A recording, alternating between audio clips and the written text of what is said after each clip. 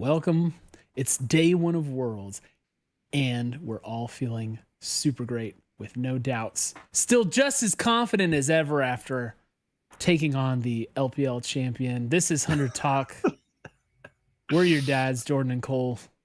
What's up? And guys, I'll be honest with you. Jordan and I just got a little nice weekend where we got to hang out in IRL. Have you ever hung out with a friend IRL before? It's awesome. Yeah, I've never done anything like it. It was crazy. Rare treat. It was crazy. It was a lot of fun. It was a lot of fun. Couch co-op games. Turns out, Cole, meant to be played from the same couch. Yeah, I don't know how we missed that all these years. Wild Rift was a great couch co-op game, I've learned. That's right. I even played Wild Rift. That's how much I like my friend. We got him, chat. Willing to do that. And actually had fun. Anyway, so this is Hunter Talk. We are, of course, powered by Rip It, as we always are. I'm slamming a tribute cherry lime tonight. I've got an early work meeting tomorrow. So, of course, he's double fisting. And all night. We consumed quite a bit of Rip while we were IRL. I put a healthy dent into my remaining stock of Rip It. Yeah, it's getting kind of low. We got to get Hoodie on that so we can renew this partnership. But the other wonderful thing about Hunter Talk is that it is also powered by Elgato. So they are our streaming and lighting, our capture and lighting provider. And we love them so much. And do you know what? The feeling's mutual. They sent us some boxes. Look at this. What? More boxes? Didn't they know my house is already full of boxes? Look at this. Look at this. Now this is their Oktoberfest box, and I just got to point out they are so awesome that they actually like do custom art and packaging for their like partnership boxes. Look at this. Yeah, look at this. Yeah, it's actually like a dang attractive box. Got all their products snuck right in there too. Yeah, that's no joke. It's super cool. Yeah. Inside this wonderful package, let's take a look. Well, I almost said, "Where's the stream deck?" Oh. It's right there in the middle. It's right in the middle. A pull tab? An unboxing experience coming to you live. I haven't really seen this stuff yet. So pulling out, we have if I can get this thing out. What? Oh my gosh. From Bavarian Caps, because it is Oktoberfest. We have what appears to be this is it looks almost like a raw silk texture. Obviously it's not a silk hat, but it's a cool texture Elgato hat with the patch. Yo. Because we repping. Oh, look at the brim even has their geometric pattern they use. Look at that underneath. This incredible mug. Are you kidding me right now? Is that a Stein? It's a Stein style mug. Stein style mug. Hold it up so they can see it. It's coming to you live. Look at that art. That is legit awesome. See, that's what I'm saying. There's a difference between sending people stuff and then like doing excellent packaging and design and like making it really, really fun. Yeah. This was made in Germany. Quite big. This thing is quite big, and it's got the little narrowing top. It's amazing. This will hold at least a quarter of the Rip It that I will drink on stream tonight. Here, let me pull that back so you can see that art a little better. This is a foam shape. A foam shape. Did you also receive a foam shape? In yours? No. Well, I guess I'm the lucky winner, Cole. Oh, you got what's underneath something, which is these. These are coasters. My coasters moved. Well, Cole, these coasters look to be of similar quality to the incredibly fine Hunter Talk coasters, which now have some buddies. Yeah, and these ones are like little wooden. Very cool. Like maybe bamboo, I think, actually. And if they had a store where they sold this stuff, I think they would sell a lot of it. Yeah. These are very nice. And then of course they've got it's like a gingerbread cookie pin. I wish my camera would like autofocus better. But yeah. You get yourself a face cam, Cole. That's right. That was a big flex by you. And then the final item appears to be this very hefty bottle opener here. That is. Hold on. Yeah, I got to get in the like focal range of my camera. It's pretty sick. So thank you, This is Elgato, for the goodies. yeah, man. this is an incredibly kind gift from them to us. Yeah, it's Oktoberfest. Thanks. Now, Jeez. I am not a beer drinker, but I am a Rip It junkie. Yeah. So Did you I find will celebrate in that spirit. Well, we're gonna find you some cask strength Rip It, and then look out, world. Guess. Then we'll be streaming all night. Yeah. The marathon stream commences. Well, I'm not going to pin this to my jersey because reasons, but this will should make an appearance. You can bet. Some future streams. In other news for 100T fans, I think one of the biggest things, of course, was the Lil Nas X video that came out. That was yesterday, right? Sunday. Yesterday. Sorry, all the days are running together for me. How cool was that? That was what in the so world? much cooler than I had ever thought a thing would be associated with like Worlds. Yeah, with Worlds, right? It's like Worlds has done some cool stuff, but this was sort of on another level. Yeah, you have the Team Liquid, like on what was it, Monday?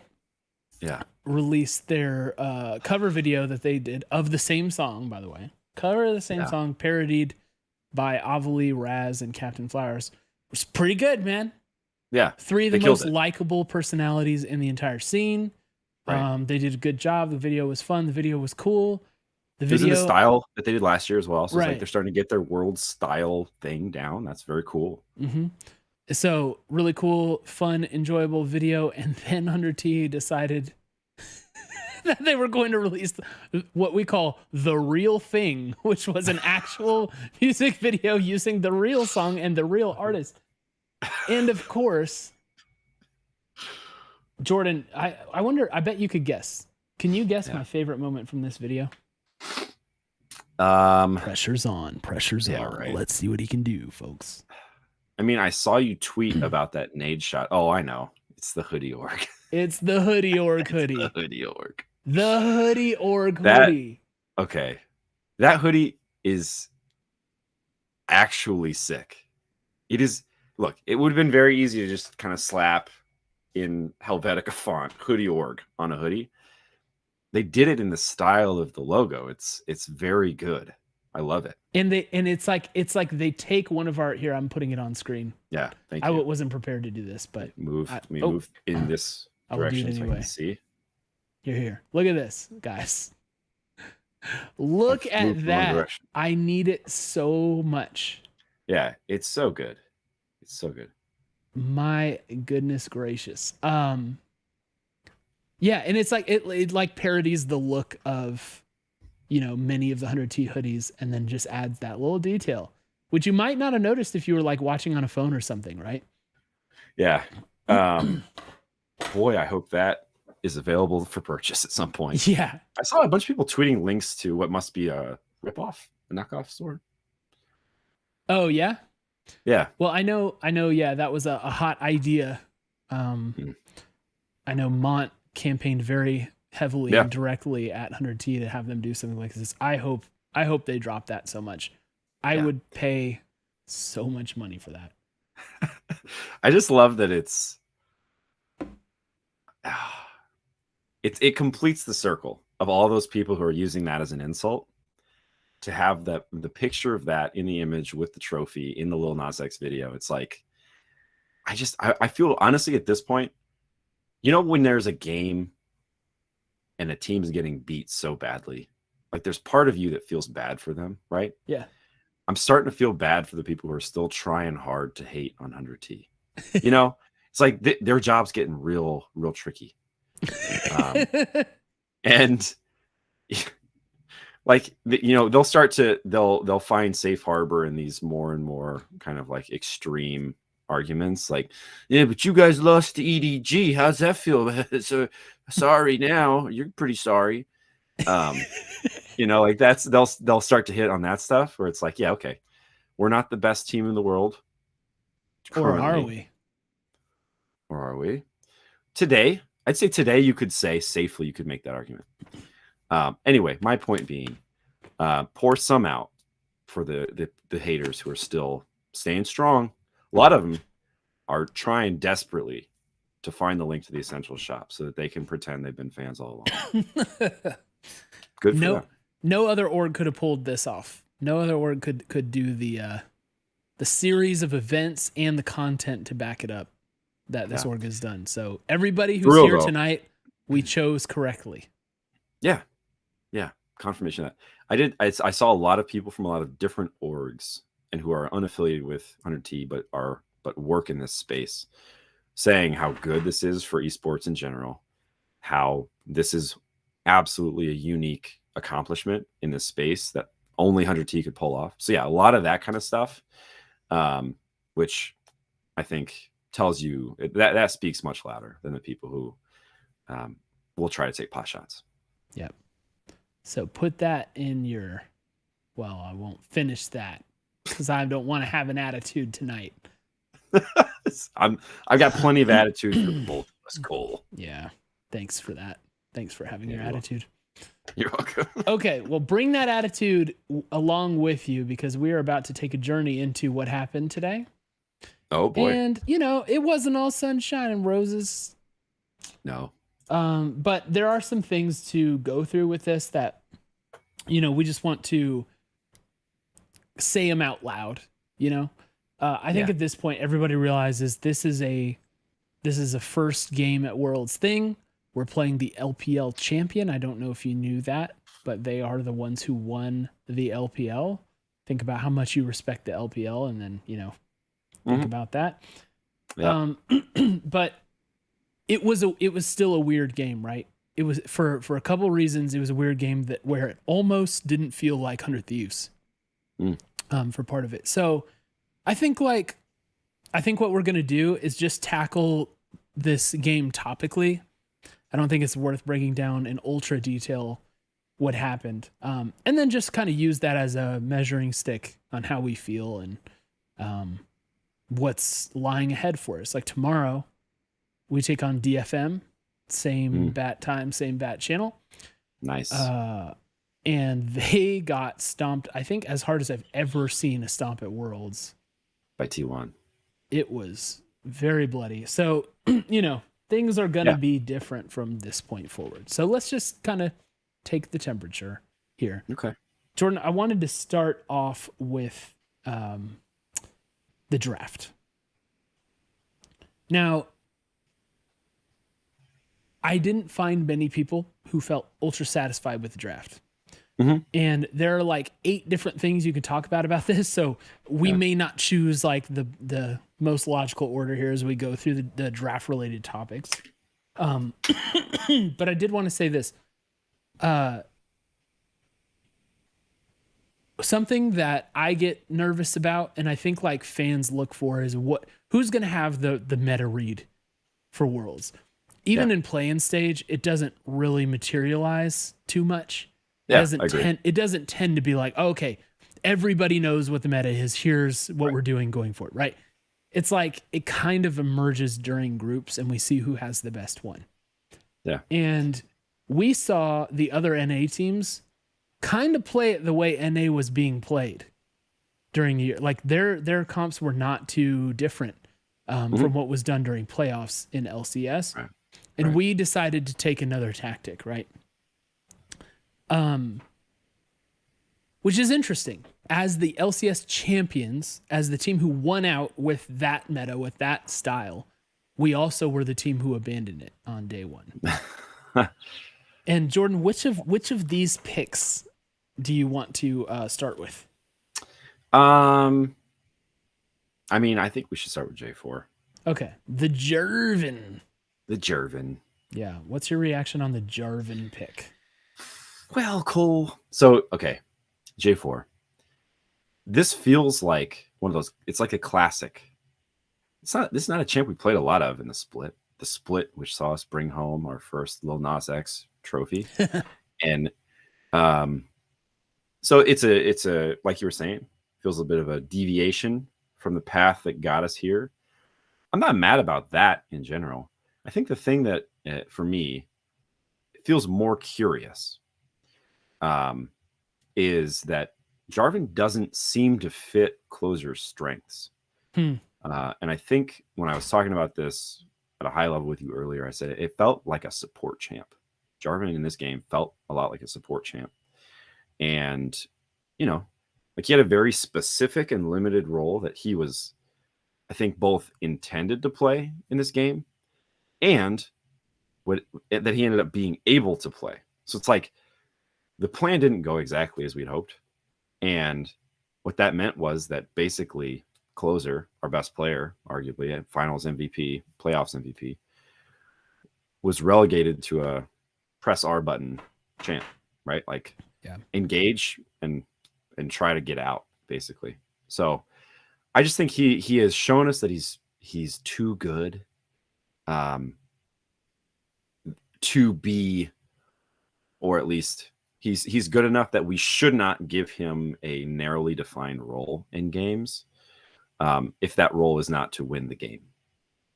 Yeah, that makes sense. Makes sense. Yeah.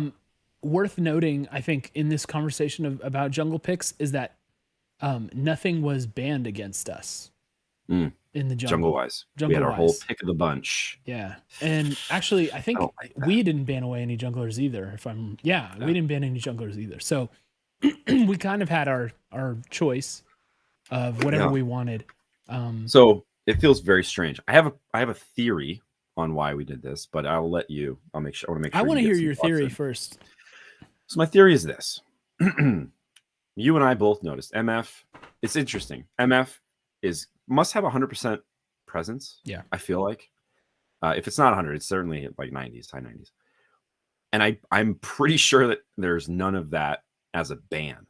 It's just always played. It's always the first or second pick, and I feel like it usually gets picked up first red side. So it felt to me like we were playing into that, right? It's like MF is great. MF is the meta. This is the meta. And now, oh my gosh, they left us Yuumi, also the meta. Grab that. MF, our bot lane is gonna smash, which bold going into the bot lane that we were going to. And I think what they were thinking is not only is this bot lane so good that we can't help but win with it, we're going to get the final piece here that turns this bot lane into an absolute team fight menace. And we're going to get them choked up in the jungle, grab them in a choke point, get 3 inside that little cataclysm, and then game's over. So I think that we went for that specific kind of execution. And you know, maybe we're surprised almost that we didn't. I don't know. It's like our star player ended up being Someday. Like he was the shining light in this game for us. So it's kind of like if we hadn't put all our eggs into the weird setup misfortune with the Yuumi, bullet time victory moment, like maybe we actually would have had a better chance at this, right? Like put Closer on. I don't know. Put Closer on. Is Viego gone? Viego's deleted from the game now. That must be. Viego is no longer involved in League of Legends. That's retired. Too bad. He looked pretty good for us for a bit there. But like any one of these other champs that Closer has taken games over on, and between Closer and Aatrox, might had a pretty good shot at this thing. Yeah. So I'm like, yeah, I do feel like maybe we intelligenced ourselves away from what we're most comfortable with and best at, which I don't mind taking like a hyper meta pick. In fact, that's something that we've specifically called out as like, we want to see this because in past iterations of 100 Thieves, it felt like maybe we were a little slower to things like that. Mm-hmm. By the way, I checked and Miss Fortune did have 100% presence, though she was banned by Mad Lions in the TL game. And all the other games she was picked and played. Well, and we saw Cole what happened. That really paid off for him. That's right. I felt really good watching that game. But yeah, so the thing with Jarvan is like it was a part of that, like, okay, like let's play the new way. Remember though, that we're working with less practice, less scrim time. We had visa issues with our jungler in particular, right? And so it does feel a little strange to me to go so heavy in on like the new meta when we've had probably the least time out of any of the teams to really prepare for what the meta is. Right. And like we had 0 reps with this lineup ever. Yeah. And, you know, we saw Team Liquid play a very LCS comp, like I said, you know, and they did well, you know, like, I don't know. I'm just surprised by that choice. I will point this out. I don't think like a lot of people were talking about like support Jarvan, right? Or set up Jarvan or something like that. There were a couple fights where Closer was really close to making unbelievable plays. Like that last fight that we had in jungle, he almost got a triple kill inside Cataclysm. He was doing some work, but at that point we were just too far behind, you know? Yeah, and they called it out on the broadcast live, but basically it's like once Jarvan's done in a fight, he's done. Yeah. You know, there are other champs that Closer plays that they're not done until they're looking at a grayscale screen, you know, like they will continue the fight until you kill them. So I think in that sense, it did feel like we're leaving some on the table here with Closer because he's done all that he, you know, he can auto, but that's just not the same. So, that was that was my other thought on, I think Jarvan specifically is I do think that sometimes we talked about this a ton this last split, but I do think there are times where you go into a game thinking that you are going to have to try something to get a win. Yeah, and especially against a tough opponent. Yeah. And I think, you know, if we had taken TL's draft, right, or just a standard draft and lost, then I think we would have been all wondering the same thing. MF is so good. Why do we leave her on the table? You know, Yuumi is busted. Like, what are we doing? You know, so I think it's one of those where you kind of gotta, I don't know, you gotta make the call. Do you go for what's really meta? Do you go for what is tried and true? You know, I think if there's anything to be encouraged about, it's that, well, and there's, I'm sure we'll talk more about it, but like, you know, the game, there were blowouts today, and this game ended very decisively. And at one point it was just over, but we had a shot at this game, and it wasn't just like up through 5 minutes, you know? Yeah. That is a good point. And I do think the victory was still like pretty decisive. But I do think, that we were within striking distance for a while, which is important. It's maybe worth pointing out at this juncture, Jordan, I don't know if you had a chance to look at the Hoodie interview with Travis. I didn't. Okay, no. So and it came out like, I don't know. It wasn't like immediate. So, you know, just go watch it later. But one of the things that Hoodie said to Travis was like, even our coaches agreed that this was not like a good draft from us. Right? So all the players were like, not so sure about this. The coaches themselves, not so sure about this. Yeah. And that's pretty like incriminating because usually it's not quite so black and white with that. So they weren't even comfortable with the choices that they made. I think like they weren't, Reaper talked about his like notebook or whatever, and how he has like 1,000 drafts in his notebook or whatever. And maybe like they just, weren't all the way ready for that one. Yeah. For that draft. But it almost feels like they checkmated themselves. We're going to talk about it later, but like, the Jarvan pick came at a weird time too, because they were able to adjust their other champions to be able to leave the Cataclysm because we picked it early, as Darkoots pointed out. Right. So that did feel weird to me. The Yuumi pick, by the way, so moving on from Jarvan, talking about the Yuumi pick. Interesting because, as you said, it's been like so OP. It was undefeated up until the point that we played it. And it just felt like such a departure. Yeah. It almost feels like, like when you leave middle school and you go to high school, and then you like on the first day of high school, you see one of your friends who like is dressed totally different and looks totally different. and they're like trying to assume a new identity or something. Like a beard. Right. Yeah. Yeah. And it's like, well, what? you know? It's almost like we were feeling some pressure because we were playing a tough team and we want to be the cool guys, to do something that was just so different than we are. And when I saw the Yumi lock, I was like, all right, we're totally abandoning our meta and going for like, all right, we think that this is the power read at Worlds. Mm-hmm. I don't like having Hoodie on Yumi because of how brilliant Hoodie's been throughout the split, with setups, right? And it's just like, you are at the mercy of someone else to set you up for that ult, basically. You can fire off your little cues and draw your name in cursive as they go towards the enemy champion or whatever, but it just doesn't feel like Hoodie is able to do what he's best at from that kind of position, you know? And not to mention, not fun to watch. Yumi's not fun to watch. Do you remember when Yumi was like every game? What was it, like a year ago? And it was, by the time we were done with that, it's like, can we please not? Can we please delete the cat? I agree. I mean, I think it's a very different style. I will say it's not, in my mind, it feels a lot like a lot of other enchanters, and we have had successful enchanter comps, you know, famously.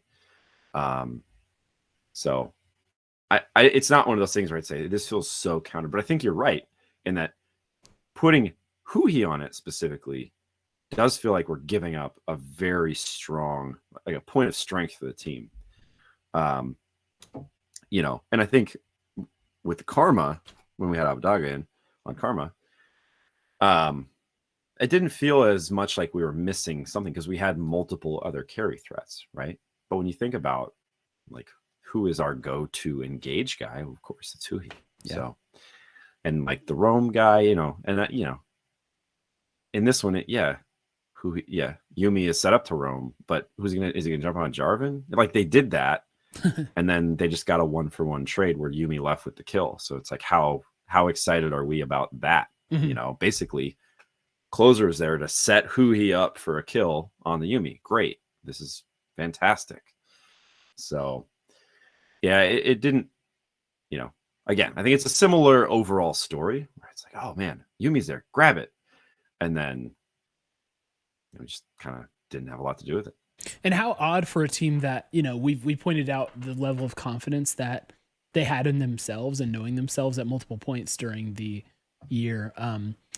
Like opening with the Karma mid pick when it didn't work, and we basically, no, we can fix this. This is still really good. We believe in this. And then basically, you know, setting a 2 or 3 week meta at the beginning of the split with that. And then later on in the playoffs, like having that confidence against, to take like Alistar 3 times in a row and some other things that we've done that shows like, no, we believe in our own version of this. We believe in our own vision for what the team is, and not seeing them do that here is like, man, are we just intimidated?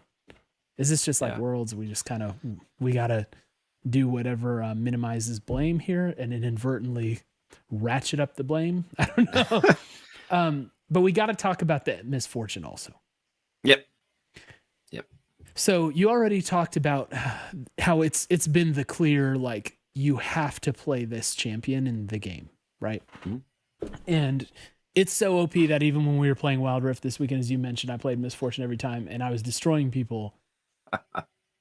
Me destroying people with a champion. That's how OP it is. You were cleaning up. I was. And in this, the Wild Rift World Championships, we got to see FBI on the pick. This does not look like a champion that fits his play style. Shall we say that? I think it's safe to say that. Yeah. I lost count of the ults that I questioned. Question mark pinged. The ults were really weird, and they were always too early. They were always mispositioned a bit, you know, like just not quite the best positioning there. Yep. It's even a stretch to call some of them zoning ults, which has been the old standby, the old go-to, the old fallback. Right. It did not look good. I was not expecting that, but at the same time, like, that's not a champion we're used to seeing him play. My confidence in the FBI MF was shaken a lot. And that sucks when you have an obvious power pick that maybe you're not set up to play at Worlds, right? Yeah. That sucks to not take advantage of that. So in Sunday's interview with Ashley Kang, which I'm also guessing you didn't get to see that one. That one didn't come out until like, I don't know, maybe like an hour before the pod or something anyway. But Someday like straight up said it, that he was like, yeah, FBI was nervous. Like you could tell he was nervous. Interesting. How far are we willing to take that? Like when you hear Someday say that, you check that against what you saw with your eyeballs during those games. Like how confident are you just writing that off in that way? And then as a follow-up question, fixable? Like MF fixable or FBI fixable? FBI fixable. So here's how I think about it. Like you said, like you started off saying, this is not a champ that he has a ton of reps on, right? I don't know if we could quickly pull that number, but I'm guessing this is not a champ he's got more than a handful of professional games on. So I think when you combine that champ that he's less experienced on stage with the fact that he is nervous, and when you look at our comp, who is our carry? Is it Yumi? Is it Jarvan? You can have a Zoe that takes over the game, but that's not a carry. That's a poke. So if we are going to team fight this thing out, it needs to be him. And he is nervous, and he is on a champ that he doesn't have a ton of reps with. And suddenly you have a spaghetti ult, right? Like that's kind of how I think about it. Who looked great in this game, who was an ADC, is Viper. And he was on Kai'Sa, which is a champion that I absolutely love FBI on. And FBI absolutely loves. And FBI absolutely loves it. So I'm really glad in a way that Viper took Kai'Sa because it worked. Granted, he is pretty good. But that champion is available to be played. Like you can still play. So, and it was not just that game, that Kai'Sa was getting played. Yeah. We saw the opener played by FPX. Kai'Sa feels like one of those ever meta champs, But yeah, I do. I think that FBI will bounce back, and I think it'll probably be when we decide, if we just not all Jarvans. Jarvans. Yeah, remember our Jarvan flex? Yeah, fun times. So if we like this, maybe this is one of those. Okay, maybe this is kind of a similar thing where we had the karma, and if you asked us to review the weekend after Friday, we'd say never do that again. And then on Sunday, we're like, I guess we have a perma ban against us. That's awesome. So now I don't know that that's going to happen. I'm not totally confident in that happening, but maybe the team is, and we've seen the team be in that place and make smart decisions in the past that they've been rewarded for. So I think two things will happen. One, they will assess whether or not this team plays differently. This comp plays differently with a carry jungler. And two, because I think you could be fine with a carry jungler. Is partially what I'm getting at here. I think this team only looks better, this comp, if you just do a 1-for-1 swap. So I think that could be a possibility. And two, if they don't, then they'll just put him on something he's actually much more comfortable on. I think he'll be fine. I think he'll be fine, specifically. Well, kudos to EDG for taking away Philios. I feel like this game might have been totally different if Philios was up and draftable. Yeah. Maybe that's just me throwing that out there, but I really do feel like we may have drafted slightly differently if the bans came out and he was available, Yeah. But it could be this was the plan all along. Who knows, Jordan? I don't. Yeah, it might be that they said if MF Yumi's open, we're taking it. It's good. Yeah. And it was. I did want to. I don't know how I'm going to address listener takes today because a lot of them have to do with the draft. But I did want to make this point that Darkuth made in his take. He said that he's genuinely curious as to why they went with Jarvan for second pick and why they went with Zoe last pick. Mm-hmm. He says that was what he said that's what they saved counter pick for, a champion that it is very best even in lane and definitely loses the 2v2.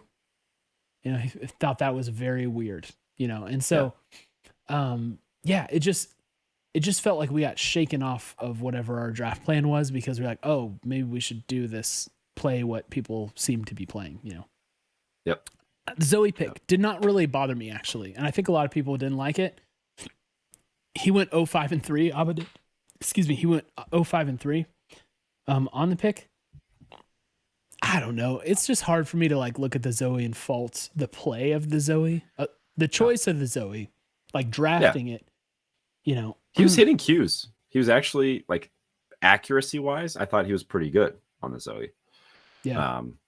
You know, there are a couple spots where I was like, oh, that bubble could have gone a little bit differently, but like he was getting some good punish on people in a game where he didn't have a ton of support around him. I feel like Zoe's at her best when, you know, they are afraid to walk at you at all.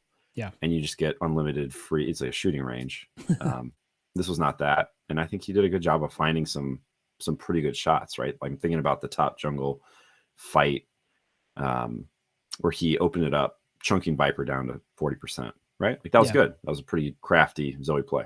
And his sense pointing on chat, he had a 1v1 up in top side that was ultra close. And he almost left with a trade and could have perhaps left with just a solo kill. Yeah. And he was substantially down at that point, if I'm not mistaken. Yeah. So, it was late. So yeah. I don't know. I like that score line looks really bad for Abadaga, but I didn't feel like this was a, you know, Abadaga bad game. Mm-mm. Right? Yeah, I agree. Which is kind of weird because I feel like the only person that I thought like had a bad game when it came to play was FBI. Yeah. Everybody else is just like limited, right? Closer's limited by what he can do. Abadaga was kind of limited, and he also got a lot of pressure. Who he's limited by what his champ can do. I thought FBI is the only person who like kind of played a bad game. And hopefully that's something that can be turned around. So, go ahead. Should we, are you going to talk about Sunday at all? I don't think we need to talk long about it, but just to mention, like his game looked pretty crisp on the edge, you know, all things considered. Yeah. Like he had a favorable KDA. He was 3-1-0 when closer was 0-5-4. And he was, I think he was at one point they called out, he was over 10 CS, but he was still gapped like 30 CS. I was going to say Flandre like really gapped him CS wise. That dude was obviously cheating. I don't know where he found all those minions, but the CS numbers on that don't check out. I'm not sure about it. Yeah, he was going off. Yeah. I mean, like I thought somebody played a great game, like all things considered. He was set up to be weak side, and he still came out pretty well given, you know, the position he was put in, and that we clearly chose to play around a bot lane. And I'm not saying we should throw a party here or anything to like celebrate this amazing Aatrox game, but I think it's encouraging that someday managed to still be a relevant player in a game that was otherwise pretty out of reach. Yeah. I'm looking at like, and that's what you want to see out of him specifically, because first of all, remember how he had to silence everybody, including us, about like getting older and being like not that effective anymore. At some of the things he used to be great on, right? He silenced LCS fans during the playoff run, and continuing that momentum at Worlds is important. Plus, given the composition of this team, he's going to be looked at as the veteran, right? Mm-hmm. And so you want to see your vet setting the good example for, you know, everybody and playing up to, you know, his potential. So yeah, hopefully that can continue. Here, I just realized something. Mm-hmm. Did you know that every kill we got was on Nemeko? Yes, I did. I was going to point that out. That's all sad. Of our 6 kills were kills of the support. And we were like trading out like jungler for support, you know? Yeah. It was not great. It was not a great day. but they did have champs with a lot of escapability also. So, highly mobile dudes for this one. Yeah. So all that being said about draft, where do you think we are on the meta read? So if you compare this to some of the other things you saw, we had our conversation about abandoning what LCS did, and then just what we drafted, what we played. It's early. What do you see in the meta? How do we read that? Just in general, what are your thoughts? Yeah, man, I think honestly, I'm not too worried when it comes to the meta. And I don't know how you're feeling about this, so maybe we'll be at odds on this one. But like I just look at some of the teams that are succeeding with comps that don't look out of reach for us. Like just look at EDG's comp, right? Graves top is sort of that's the one thing they did that's not like this is a top, 10% played champ in this position. And Graves could be that elsewhere. We just don't see it as much in the LCS. Mm-hmm. And I know that at different times, Graves is a common top laner. So, Lee Sin, LeBlanc, Kaisa, Nautilus. Yeah, that we can run that, right? Now, can we run that and beat EDG with it? I don't know. That's a different question. I think we're good enough, though, to beat a lot of teams. And I guess really right now, it doesn't matter how many teams we can beat because the only ones that we're playing are EDG, T1, and Dead FM. So, can we beat those teams with it? I think we can at the very least, be competitive with it for sure. So I'm feeling okay about our meta read, knowing that this style of composition is viable. And I think obviously a lot of their comp was an answer to our comp. But I think so. Am I hearing you right that like you like the comp, you just didn't think we played it out well? I like EDG's comp. That's what I'm saying. Oh, I thought you were saying it was you like EDG's comp, but that was a response to our effective comp on paper. Yeah. Right. Like they took a comp where everybody on their team, except for Maka, who managed to hook his way into a couple of bad situations or just like save his team. But like they had a comp where there's no mistake that that the majority of their team can just leave the Cataclysm if they'd like to. So that's probably why they drafted this specific set of champions. But sometimes it does feel like the meta shifts in ways, or Riot comes after certain champs where it's like, well, you can't play Kaisa, but if you can play Kaisa and LeBlanc and Lee Sin, that's 3 out of 5 that I'm feeling great about already. And and then of course who he's gonna have. So I don't know. That's where I come down on it. I think our standard is good enough to keep us competitive in this group. It'll be very interesting to see what we do next time we play EDG. I cannot wait for that. Yeah. I would love to just see us go toe to toe with them, to be honest with you. Yeah. I honestly, I would like to see us play what kind of the stuff we played during LCS playoffs, just to see how it does. Because if you look at today's results, there are some things that are fairly conclusive, but it's really a mixed bag. Some like we talked about the MF, we talked about Yuumi, both those being agreed upon as like powerful, effective champions. Graves top looks to be another one that emerged. Mm-hmm. We're seeing Lee Sin jungle. And we saw TL take down Mad Lions with like a very NA comp, but we saw C9 take. I mean, I guess they did have MF Yuumi bot lane, but they were playing into Rogue played Rumble, Kiana, TF, Lucian, Nami, which is definitely not something from LCS playoffs. So it's like it's kind of inconclusive for us, which is frustrating. I mean, I know only one day went on, but I'm not sure we have like a definitive sense for like, yeah, we should or should not do these things. So because of that, I'm kind of hoping to see us play a more standard, what we used to do comp, and see how that measures out. Yeah. I mean, look, we've seen the number of different looks that this team will bring. And I would be surprised if we didn't have some other stuff that we are working on, right? The question will just be, is it good enough?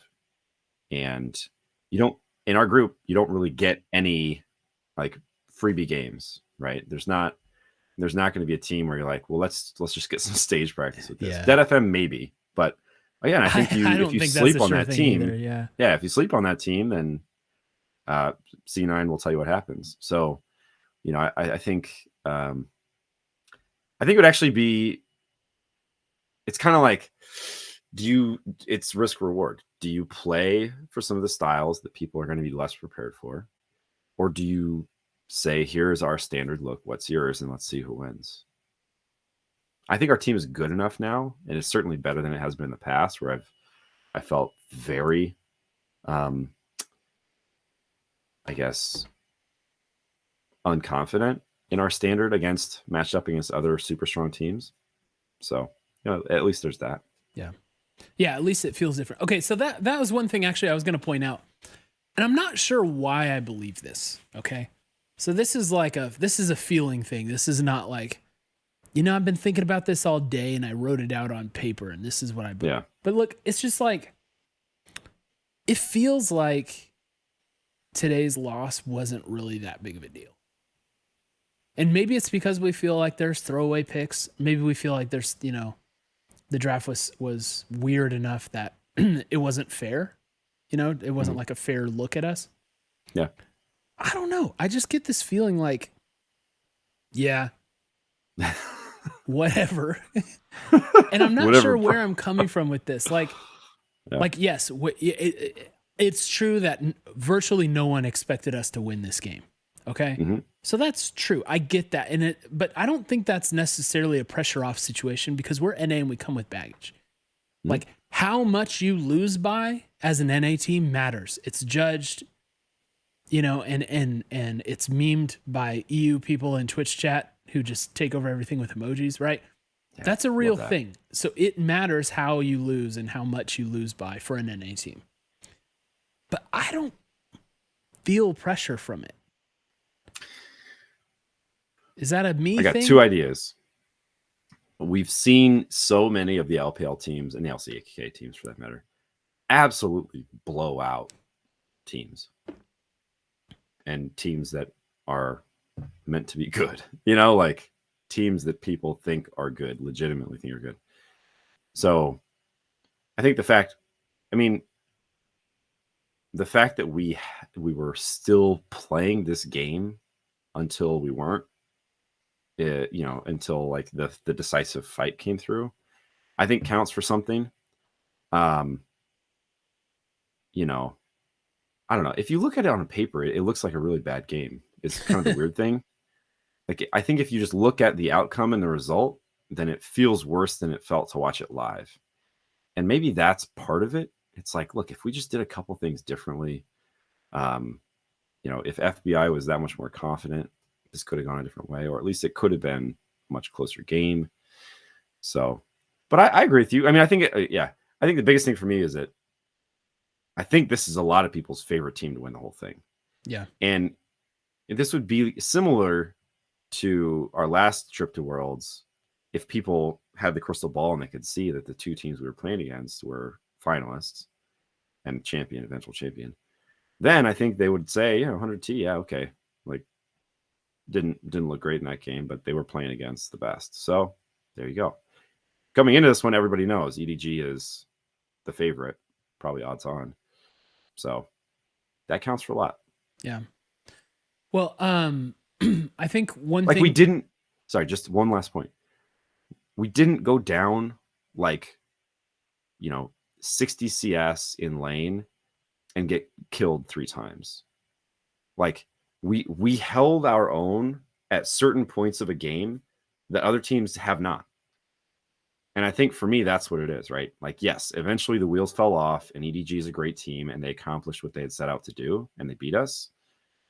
But it wasn't just that we rolled over and died and, said, well, look, we'll spend a little bit longer at the shop here if you guys just speed this up, Like, that's not how this went. Yeah, that's what I was going to say. I wanted to make sure that that we brought up especially how that bot lane went, right? Because early on, like with how the first exchange went, like they cheesed in the brush level 1. Yep. When we came into lane, and that like could have really screwed up everything for us. And we've got come into this, analysts are setting up like this is the best bot lane in the world, talking about them. Yeah. And I wouldn't want to have this entire conversation without mentioning the fact that the boys hung in there. Yeah. They got through a very difficult situation like immediately at the early levels.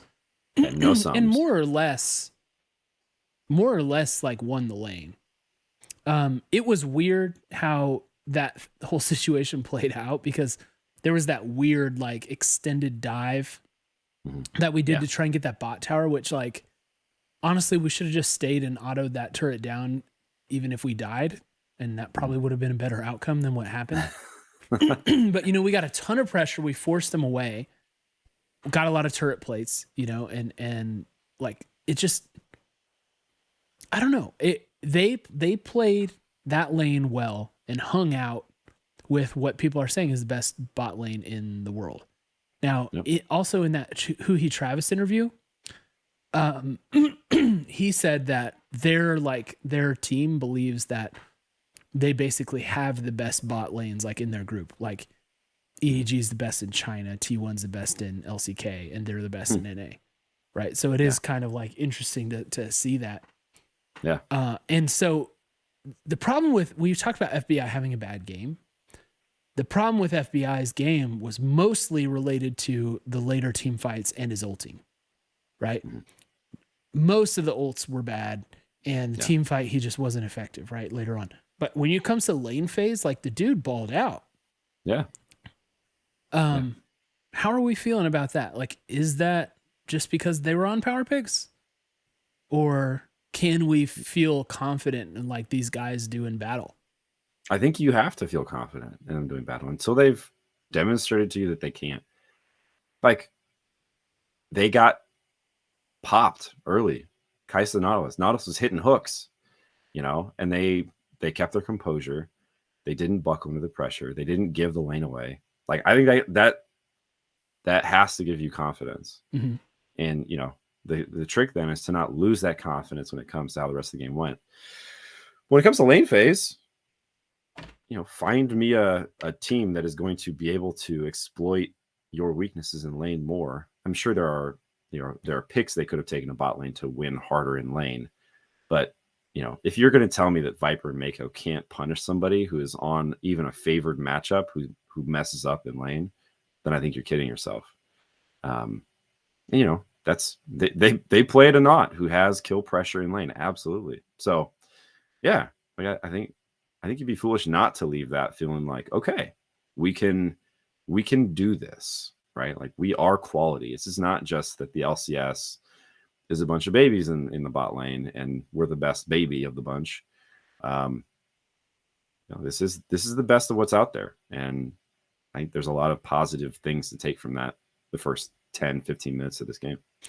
Yeah, I'm hoping like what they do is when they're kind of reviewing the game and trying to learn from it, that they focus on that. Like, oh, we actually like look how well you guys did in lane. Like, it didn't translate later on, and we have to get those butterflies out. But like, you guys should be playing with confidence because you just hung with those guys. Like I hope that that's the message that they take home from their reviews. For sure. So, kind of the last like main topic I wanted to hit is just kind of doing a check on our expectations and reality of this team, because as we alluded to before, like I don't want to understate the impact of like the visa issues that have been had. Like, we're talking about what our meta read is. We're talking about how things have gone, and it's like, well, we did lose like, what was it, like 2 weeks to Closer not having a visa. Like, so we're definitely starting off on a foot behind everybody else. I don't want to say that that's not important or whatever, right? Like, especially because the team was together minus him. It wasn't like, oh, he doesn't have his visa, so we haven't gone yet. it was, and so they're still scrimming together or still playing it. It wasn't like that at all, right? Right. They were there and he wasn't. So like, I don't know if we have enough time to catch up in that sense.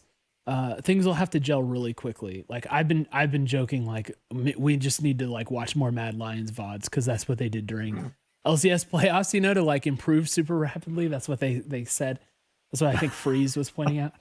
But I hope that doesn't like overpower the rest of our Worlds run. But at the same time, it's like I don't want to be like dismissive of that fact. Yeah, I think it matters. Yeah, for sure. It's not inconsequential, and I also don't think it's possible to talk about it as a factor without it being perceived as an excuse, right? Right. It's one of those tricky things. Fnatic has the kind of the separate, or I guess the other end of that spectrum, where it's like everybody now expects them to not to be in the groups, and if they made it out of groups, it would be viewed as a huge success. So yeah, it's clearly not nothing, but it's short of being something that people are happy to kind of give you the pass for. So I don't know. I mean, I think for me, the thing is,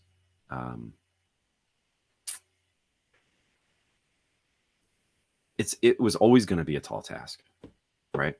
It was always going to be a tall task to make it out of this group.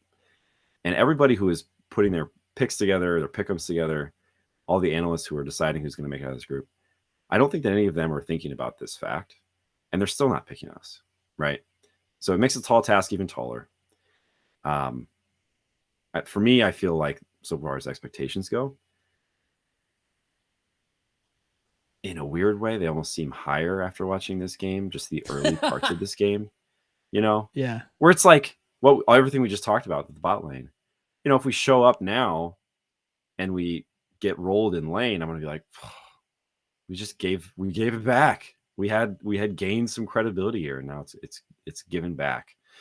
So yeah, I guess in that sense, I feel like early read is the talented players we have, and we didn't really, it felt like we didn't have closer in this game. Right. Is the other crazy thing. Yeah. The talented players we have are talented. Yes, confirmed, right? So I don't know. I would not say that I'm leaving this game thinking like, well, maybe next year. Yeah. You know. Well, nightmare scenarios of like Team Liquid does super well, and it's like, oh well, they're the real ones. It should have been. No. That's for me. It's like, oh, I will like. Yeah. I will be so frustrated if that is what emerges as the narrative, you know? Only the trolls are saying that. The way that LCS, this is what it would be if the LCS finals had been close. If Team Liquid had made some goofy blunder and then we just got lucky, right?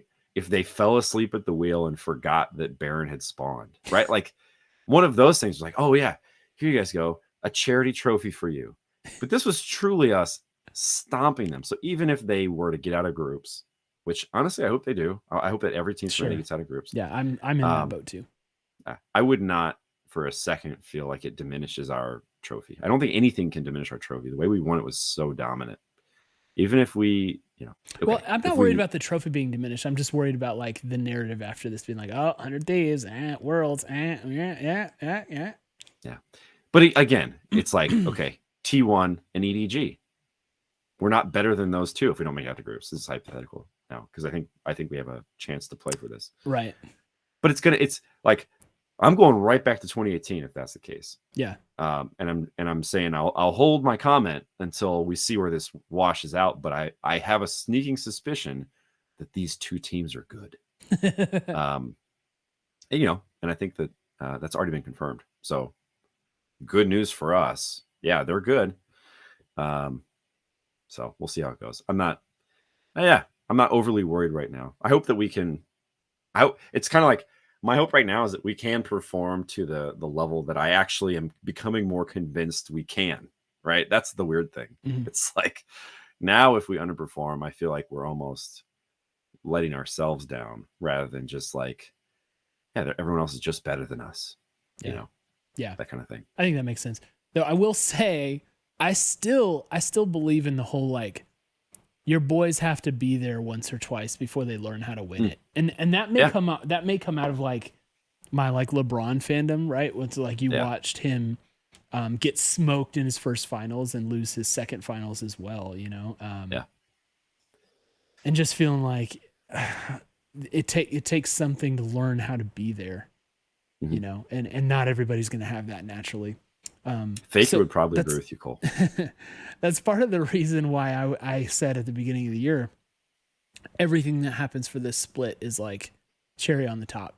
Like if we do well this year, it's just bonus, and next year's the real year.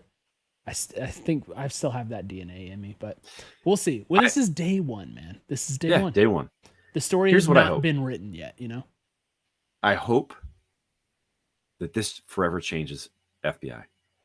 I hope that he now never loads into a game thinking that he can't win the 2v2 bot. Because this is it, right? Yeah. This is the thing. And it was a nightmare start too. So to your point, I'm flashing forward like 5 months or whatever it is to the start of spring 2022. And he's like, we're leaning against who? You know? Okay, great. You know, like, I think we got it. Right. Yeah. I'm pretty sure we can do this, you know? So that's good. That's if that never leaves you, if that is in your DNA as a player, then that is only a positive. Yeah. Well, let's run through some listener takes. Like I said, a lot of this stuff actually we will have either referenced or already addressed or something, but let's do it anyway. And let's get this stuff that has to do with draft and Jarvan and stuff out of the way first, since we kind of talked about it. Nobody Gaming said, I wasn't a fan of any of our picks minus the misfortune. So he actually liked the MF pick. Says, Aatrox seems very removed from the meta. J4 isn't the playmaker we need closer on. Zoe has always been an issue for us no matter what team plays it. That's funny. And Yumi doesn't really seem like a who he pick, in my opinion. So I think you and I are both in agreement, Jordan, that the Aatrox I thought was as good as you could expect it to be in this. And I think it was an okay pick given the circumstances. But yeah, I think we also kind of agree with the rest of that. Yeah. Yeah. I mean, to some degree, that feels about right. You know, we just kind of said it in a much more succinct way. That's how tweets work, I suppose. Yeah. But yeah. Sandwich pointed out that he says, I'm not the smartest about all this, which that disclaimer also applies to Jordan and I, who are idiots when it comes to League of Legends. Data-approved way to start any take. That's right. But from what I understand, carry junglers are still very prevalent. I really don't understand the J4 pick. I do think we'll have better matches than today, but as part of that, we got to get closer on something that's more for him. Took the words right out of my mouth, Sam. Amen. This dude bought some Elgato product. I knew he was a genius. Yep, He's just reaffirming it every chance he gets. And tagged Elgato and us in that, which is, you know, that's the real way to do that. Show that it works. Love to see it. Thanks, Sam. Thanks for this take too. And Mont succinctly described this as our draft didn't seem like a 100T draft. So again, worth a call back to how we used to feel about our drafts before Reaper was our coach versus how we feel now. Yeah. You know, where it's like, we expect now to like have a great draft and great preparation. Yeah. So, and we have a style, a distinctive style. Yeah. That we have come to both enjoy and expect. Yep. I pulled out some of Darku's take already. Who was talking about like the timing of the Jarvan pick and the timing of the Zoe pick. By the way, hello to the unified people who are rating us as we finish breaking down this 100T versus EDG game today. Happy to see all of you. But Darkuth also had some pros to go along with the cons in his take. Mm-hmm. And he points out, just like we recognize, he said it was cool that even with the level 1 cheese, our bot lane stacked up quite well against what many consider to be the best bot lane in the world. Also, the problems at least seem fairly clear and fixable. And that's a point we have not made, right? Yeah. Where it does seem like virtually everything from today that didn't go right is something that you can easily fix or address, Right. you know? Yeah.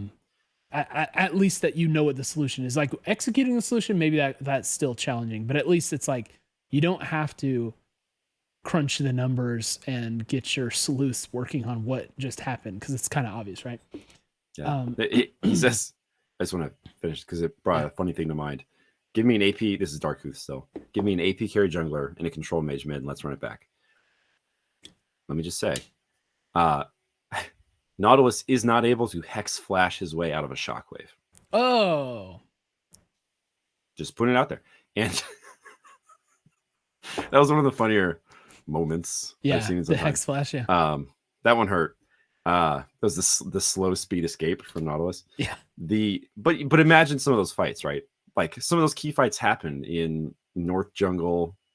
That's like the one that keeps coming back to me. If you just replace the Cataclysm with a Shockwave, a well-placed Shockwave, maybe delivered by the type of jungler that Lee Sin, or sorry, that Closer typically plays, like a Lee Sin, even though he's picked. That's a very different fight, right? And it's almost impossible to miss an MF ult into that kind of a situation. Well, one would say that about some of the MF ults from today. I don't play MF. I should clarify. And we had so Lampy submitted to take, our old good friend Lampy, who said the game against EDG is a wake-up call. They are one of the top contenders to win Worlds, and that was the first game out of the gates for 100T. There will be no easy games or free passes, no time to feel defeated. Heads up, focus, and go next. And then hashtag and amen. And yeah, like that was something I was thinking about, is like the schedule made us play them first. If you look at the matchup, right, it's like, okay, EDG is the LPL champ, okay. And I think everybody is kind of like cool with they're going to win the group. But then when it comes to T1, there may be some wiggle room. Now, they looked amazing today, so maybe this is pipe dream now, but certainly leading up to this, right, they looked beatable. Yeah. And you could debate about like, okay, how's that going to go? So the schedule laid out like, hey, your first game, baptism by fire, you're going to get smoked by the best team. Okay, I'm cool with that expectation. Then you get the follow-up game against the weakest team in the group. Mm-hmm. There's your momentum builder. There's your, we can do this. We can build off of a victory here and feel better about ourselves. And then you play the team that you really have to beat to make it out, right? Yeah, right. And so in that sense, like I like Lampy's point, because the schedule has set itself up, I think, in about as good of a way as it could for us to start this group off. Is it the same for the second round robin? Do you know? I have no idea. Okay. It's an easy answer to find, so I'll find that in a second. Okay. But I just think like, yeah, coming out of the gates, this is ideally how I would do it, to be honest. I wouldn't like want to ramp up. I wouldn't want to do DFM T1 EDG. Oh. I would want to get it out of the way, know what we're up against, recover, and then come back. So Yep. Yeah, it's like, well, it's all downhill from here, boys. This is, yeah. I guess it's more like this. Down here, yeah. And then the final take of the night. So I like that from Lampy. I'm just pointing Yes, out. I gotta like say, I love Lampy's brand of positive energy takes. More of those, please. Reasonable positive energy takes. Yeah, it's not hopium. It's just like, hey, you guys got popped in the face. All right, get up. Here's what's next. And Yeah, play your next game. Do it. Right. So we'll end with Dr. Nolly's take, who says, 100 Thieves will win Worlds. Nothing else needs to be said. Boom! There it is. Okay. I You like played it. the air horn sound. I didn't hear it, but I'm confident you played it. That is kind of wild. If you didn't hear that, I need to fix that on your end. But yeah, Nolly, I like. So you're saying it wasn't hopium before with that take. This certainly, is a different class of take. But if that's where our mental needs to be, that's where we're gonna go. Yep. So Jordan, I don't think we're on record with this, by the way. What do we get out of groups? Like, what do you have us down in your pick'ems like for our group? What's the order? It's classified information. I can't. It's not no longer. It's no longer classified. It's getting declassified at this very moment. Well, Cole, I have EDG leaving in first place. Mm-hmm. You need to ask. Of course, we're getting out in second place. Of course. What else could I ever put in second place? Yeah, I spent 0 seconds considering how likely it is that we beat T1 out of our group. Yeah, because I knew that as soon as I saw our name on the list, we were going to be right behind the team who cannot lose. That's us. That's the ones coming in second. Yeah, and then DFM in fourth. Then they're third. No, I'm kidding. Yeah, they're fourth. So I have to say, because there needs to be some sort of profit Cole segment for this, since we are obligated. Yeah. So I also picked EDG to get out of the group in first place. Mm-hmm. And Jordan, for that second place spot, I picked with my heart instead of my brain, man. And I took us too. I don't know. Look, you guys know I'm very open about this when I've made my profit Cole picks. Didn't pick us to win LCS. So there's your proof. He picks the way he thinks it's going to happen, not the way he wants it to happen. Well, I'm saying, I've been very open about, when I get a feeling about something, right? And a lot of the times it served me well during this split. But I got that feeling that it's we could still do it, man. Okay. We can still do it. So I think so. I think we got a tough road. I'm a little shaky after seeing what T1 did DFM today. And I don't feel like we're already out of it. Day one did not put us out of Worlds. Day one was not a disaster. It was a game that we lost about as expected as we could, except for maybe a little better in some ways. So I fully expect us to beat DFM. I know that they beat C9. I think that C9 is not.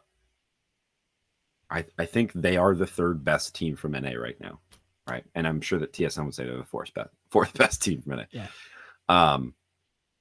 So I don't read too much into the T1 DFM outcome and how that game went, because I expect that we'll beat DFM. And we're gonna need to if we want to get out in second place. We cannot lose to them. Yeah. Going to be kind of tough. That's a must win. Yeah, otherwise. Yeah. Right. Okay, taking a cursory glance at the schedule here. So tomorrow we have DFM at the same time, like I mentioned, 11 o'clock. We take on T1 on Wednesday at 1 p.m. We got an off day on Thursday because that's when during second round robin all the group days go to the same day. Yep. So that means three per day, right? Yeah, and that means on Saturday. That's our big day. Saturday is our big Worlds day where our group will conclude, which means, Jordan, if you believe it, the next 100 Talk we do, we'll be talking about group results. Oh my gosh. We will know what? Factually that we got out in the second place or first. Okay. Oh. Okay. So I'm looking forward to that very much. I'm not sure. Maybe we'll try and do some kind of content midweek that's apart from Rec League that maybe we can talk about our DFM game and our T1 game. T1. We'll see. We'll see what we can do for you guys. Yeah. But as your fathers, we're always here for you. That's true. And thank goodness it's Worlds. Legitimately makes an already very good time of the year even better. October is absolutely smurfing at this point. Yeah. And especially now that our annual get together with friends is set in the month of October, perfectly. Jeez. By the way, Valorant is playing this week too. Oh, come on. Give him a break. So we got some things to do, boys and girls and everybody else. Hop in that. Yeah. Hyperbaric time. No. Get your time turners out of the closet. Get your time turners out of the closet was the non-convoluted thing that Jordan said. That's where you keep Harry Potter fans know. Isn't that where you keep your time turner? That's where I don't know what you're talking about. So time turner. Yeah, I know. I know about these things. Anyway. All right, nerd. With that, let's finish. let's conclude the podcast tonight. Everybody, thanks for being here with us. We look forward to doing this again once 100T has gotten out of groups for sure. Yeah. And in the meantime, we'll be watching, we'll be supporting. Wear your Worlds jerseys, wear the red Rorschachs, and tweet me your images. All of that Just stuff. Or... Make the memes. Make the memes. I meant of you wearing your jerseys. Don't forget to get yourself an Elgato brand foam shape. It's a great little fidget device. Free. They threw that one in for free. Yeah. So yeah, just get partnered so they send you that. Everybody, as always, we love you and we